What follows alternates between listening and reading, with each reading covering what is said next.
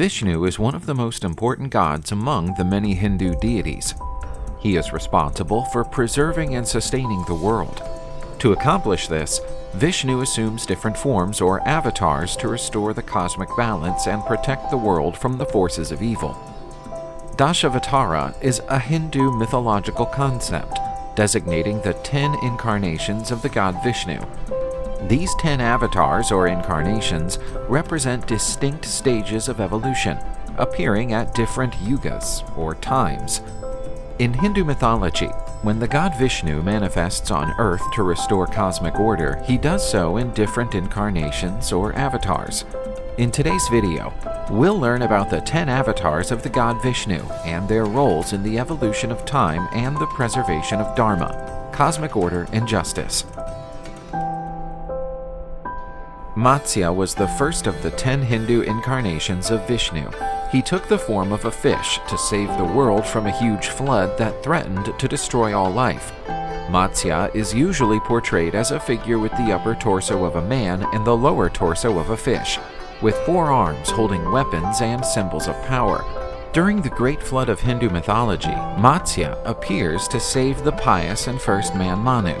He advised him to build a great boat and take with him 7 sages and samples of all living creatures and seeds of all plants, as the world would undergo a renewal. When the flood happened, Matsya guided the boat to safety, and Manu became the progenitor of the new human race. Matsya represents the need to preserve wisdom in life in the face of adversity and destruction. The idea of a new beginning after a cataclysmic event makes us reflect on resilience, renewal, and the ability to overcome challenges. Matsya also highlights the importance of responsible leadership. King Manu, guided by Matsya, is the guardian of life and knowledge. He shows that leadership requires wisdom, courage, and a sense of duty towards all living beings. The Matsya avatar is celebrated during the Hindu festival of Dashavatara, which honors Vishnu's 10 incarnations. In Hindu mythology, Kurma is the second incarnation of Vishnu. In this case, he took the form of a turtle to help the gods and demons contribute to the churning of the cosmic ocean, known as Samudra Manthan, and to recover the nectar of immortality, concealed at the bottom of the ocean. According to this Hindu myth, the gods and demons cooperated to obtain the nectar of immortality, which they believed would give them eternal life and power. To recover this nectar, they needed to stir up the ocean using Mount Mandara as the trigger and the Vasuki snake as the rope.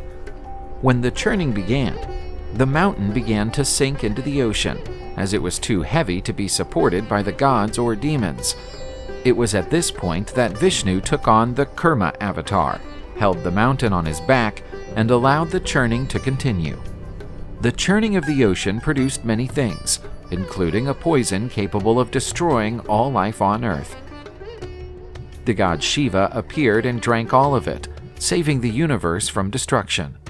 Numerous objects and creatures also emerged from the ocean, including the goddess of wealth Lakshmi and the god of medicine Dhanvantari, who carried with him the nectar of immortality. Gods and demons fought over the nectar, but with Vishnu's help, the gods managed to defeat the demons and secure the nectar, obtaining immortality and eternal life. The Kurma avatar symbolizes stability, support, and balance. By bearing the weight of the mountain, Kurma maintains harmony between the gods and demons, allowing them to reach a common goal. This story shows the importance of cooperation, even between enemies, to achieve greater goals and collective benefits.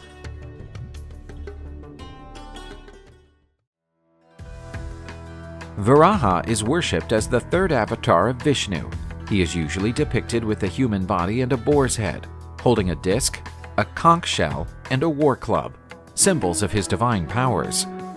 In Hindu mythology, Vishnu took the form of a boar or a human with a boar's head to rescue the earth, personified by the goddess Bhudevi from the demon Hiranyaksha, who had kidnapped her at the bottom of the cosmic ocean. Legend has it that Varaha dived to the bottom of the ocean and fought a fierce battle with the demon Hiranyaksha, killing him after an epic battle that lasted 1,000 years. Afterwards, Varaha carried Bhudevi on his tusks to her rightful place. The goddess Bhudevi was so grateful to Varaha for saving her that she became his loyal devotee and vowed to always serve him.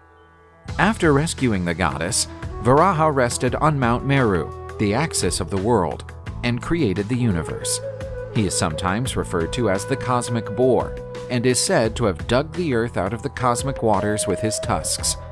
In this redemptive mission, Varaha symbolizes the divine force, capable of rescuing and purifying.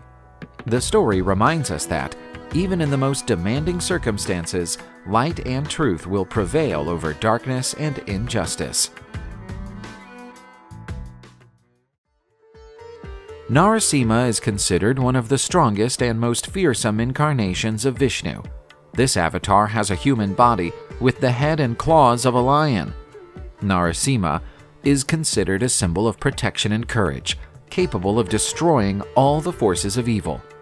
Hindu myths state that Narasimha was created to defeat the demon king Hiranyakashipu, who received the blessing of invincibility.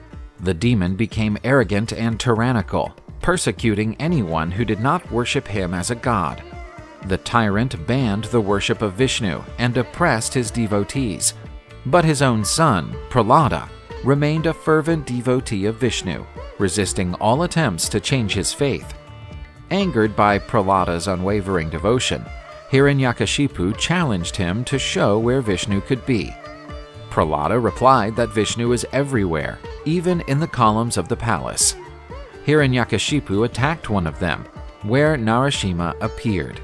The demon and Narasimha fought fiercely, but Hiranyakashipu was unable to stop Narasimha, who killed the demon by laying him on his lap and tearing him apart with his claws. That was the end of tyranny and the revival of cosmic order. The universe felt relieved, and Vishnu's devotees celebrated the victory of justice. Prahlada, with tears of devotion in his eyes, knelt before Narasimha. The latter, despite his ferocious appearance, blessed the young prince with love and protection. Narasimha's saga is a timeless narrative that portrays the power of faith. Narasimha, with its ferocious form and protective nature, symbolizes divine omnipresence and intervention to protect righteousness and faith. This story underlines that, no matter how strong the forces of evil, justice and truth will prevail. In Hindu mythology, during an ancient war, the king of the gods Indra lost his empire to the king of demons Bali. Indra asked the god Vishnu for help in recovering his domains. Vishnu embodies Vamana for the 5th time, the younger brother of the god Indra, a Brahmin dwarf.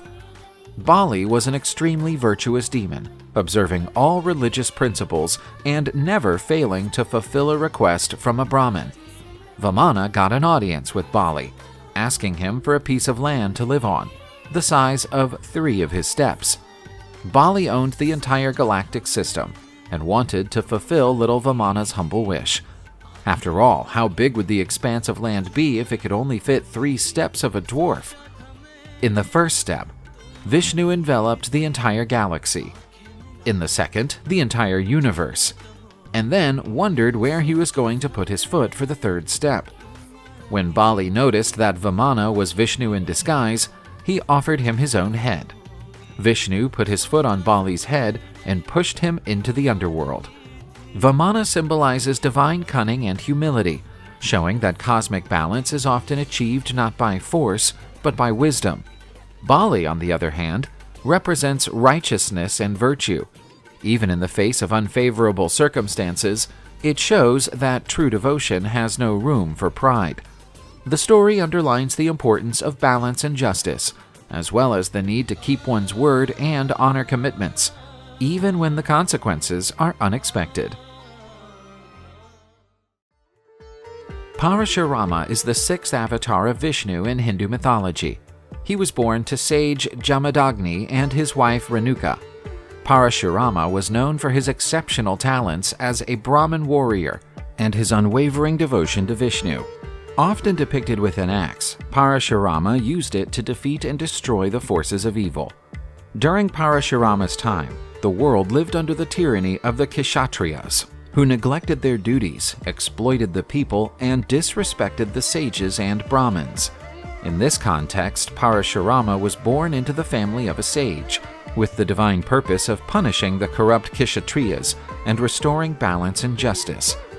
Branding an axe, Parashu, given to him by Shiva, Parashurama carried out multiple campaigns against the Kshatriyas, eradicating those who practiced injustice and protecting the righteous. He not only purified the earth of corruption, but established the supremacy of Dharma, teaching that power must always be balanced by virtue and responsibility. After fulfilling this mission, Parashurama donated the lands he had conquered to the Brahmins and retired to devote himself to meditation and penance, becoming an ascetic, i.e., someone who renounces worldly and physical pleasures to reach a higher state of spirituality or understanding. He continues to guide kings and sages to find righteousness. Unlike the previous avatars, Parashurama is immortalized in Hindu mythology not only as a ruthless warrior, but also as a dedicated ascetic, a symbol of the power of discipline and commitment to righteousness. In Hindu mythology, Rama is the seventh avatar of the god Vishnu. He was the king of Ayodhya and the main character in the epic Ramayana, one of the most famous Hindu texts, which narrates his adventures. It is a genuine manual of ethics, duty, and dharma. In this epic, Rama is described as an ideal king and person. He is one of the most worshipped Hindu deities in India, and this incarnation of Vishnu is also the most famous. Rama was the eldest son of King Dasharatha and Kausalya. He married Sita, the daughter of King Janaka, in the Swayamvara ceremony. During this event, Sita's suitors had to assemble a powerful bow and consecutively shoot an arrow at 7 trees. Only Rama, as the incarnation of Vishnu, was able to accomplish this task. When he was banished to the forest for 14 years after his stepmother Kalkeyi wanted her son Bharata to be the king of Ayodhya, Rama set out on a path of self-discovery and enlightenment, helped by his wife Sita and loyal brother Lakshmana. One day, Rama and Lakshmana went hunting and left Sita alone. She was kidnapped by the demon king Ravana. He had 10 heads and 20 arms and ruled over Lanka. He held Sita captive in revenge. To rescue Sita, Rama formed an alliance with Sugriva's monkey army, led by the undeterred and devout Hanuman. Together, they built a huge bridge to Lanka, Ravana's fortress island, in preparation for the imminent confrontation. The decisive point of the battle was the duel between Rama and Ravana. The latter, using his mystical powers and superhuman strength, was a worthy adversary. On the other hand, Rama personified virtue and dharma, with a divine bow and arrows offered by the gods. The fight was long and arduous. Both combatants exhibited extraordinary skills. Ravana cast spells and summoned demonic creatures, while Rama responded with divine arrows and the power of his virtue. Each of Ravana's attacks was countered by Rama, who remained steadfast. The battle reached its climax when Rama, under the guidance of the wind god Vayu, and armed with the knowledge he had acquired from the sages, launched the divine arrow of Brahma at Ravana. It pierced his heart, and he fell defeated. It was the victory of good over evil, of justice over injustice. After the end of his exile, Rama returned to Ayodhya as a hero and was crowned king. Today, Rama is revered for his courage, virtue, bravery, and absolute devotion to his wife and to Ayodhya. Krishna is one of the most famous and fascinating characters in Hindu mythology. He is Vishnu's 8th earthly existence and the sacred reincarnation most revered by Indians. He is usually depicted as a blue-skinned cowherd who loves to play the flute to enthrall all living beings. Krishna is known for his love of Radha, his divine consort. Krishna's story begins with his birth in a prison cell in Mathura, where his parents, Vasudeva and Devaki, were being held captive by the cruel king Kamsa. Fearing a prophecy that foretold his death at the hands of Devaki's 8th child, Kamsa imprisoned the couple. But at the moment of Krishna's birth, their chains miraculously snapped. The prison doors opened, and Vasudeva took Krishna along the Yamuna River to Vrindavan, where he was raised by Yashoda and Nanda. Vrindavan became Krishna's divine playground. It was there that he pulled off countless pranks, which are remembered and celebrated to this day. One of the most cherished is that of Krishna stealing butter from the gopis' houses, earning him the nickname Makhan Chor, butter thief. Krishna was not only a cheeky boy, but also a loving protector. He saved Vrindavan from various calamities, which proved his divinity.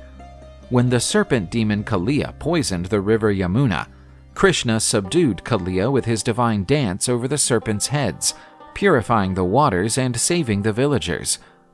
The later phase of Krishna's life is filled with heroic deeds and political cunning. The god is also known for his teachings on the path of righteousness and his role as guide and friend to the hero Arjuna in the Indian epic poem Bhagavad Gita. In it, the master guides his disciple Arjuna in the battle of Kurukshetra between the Kauravas and Pandavas, fought to combat good and evil. Krishna is celebrated annually at the Jamashtami festival, which honors his birth and legacy.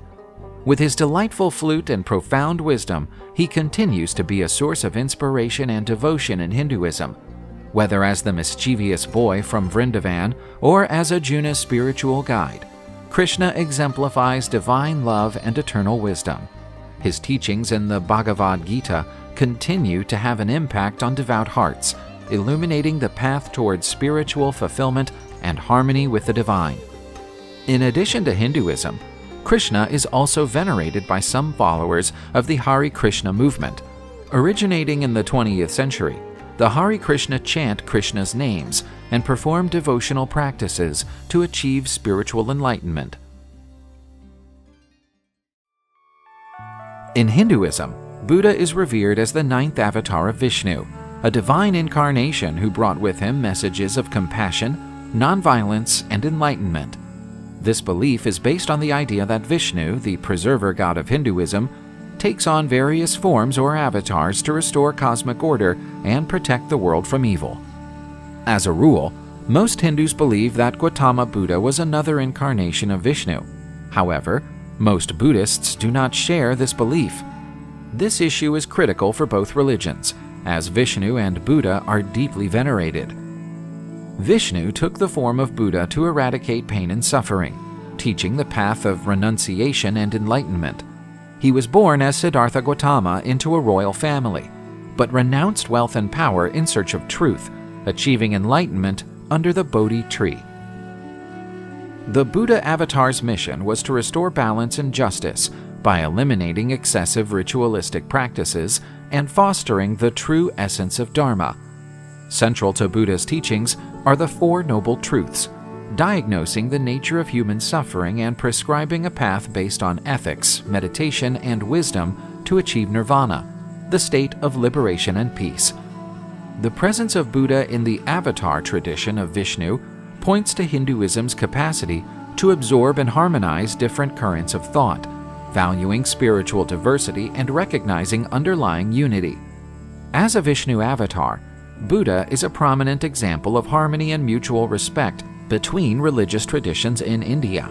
He is revered as a compassionate guide who illuminates the path of wisdom and compassion, teaching how to overcome suffering and reach inner truth. Whether as the founder of Buddhism or the incarnation of Vishnu, Buddha continues to be a source of light and peace for humanity. Kalki, the Destroyer, is the 10th and final incarnation of Vishnu. According to Hindu belief, Vishnu materializes on earth whenever the world is threatened by evil and chaos, with the aim of restoring order and righteousness. In Hindu cosmology, Kalki is prophesied as the 10th and final avatar of Vishnu, who is destined to appear in the future to usher in the end of the current age, known as Kali Yuga, and begin a new era of truth and virtue, Satya Yuga. Kalki is often portrayed as a warrior on a white horse, wielding a flaming sword, which symbolizes the destruction of evil and the re-establishment of Dharma. According to some Hindu texts, Kalki will be joined by a group of Saptarishi warriors who will help him in his mission to restore order to the world. The god will establish a new era of truth and righteousness, and his teachings will put an end to the cycle of birth, death, and rebirth. Kalki is considered a symbol of hope and renewal in Hinduism. His appearance is eagerly awaited by many Hindus. They believe that his arrival is imminent and that the signs of his coming are evident in the world today.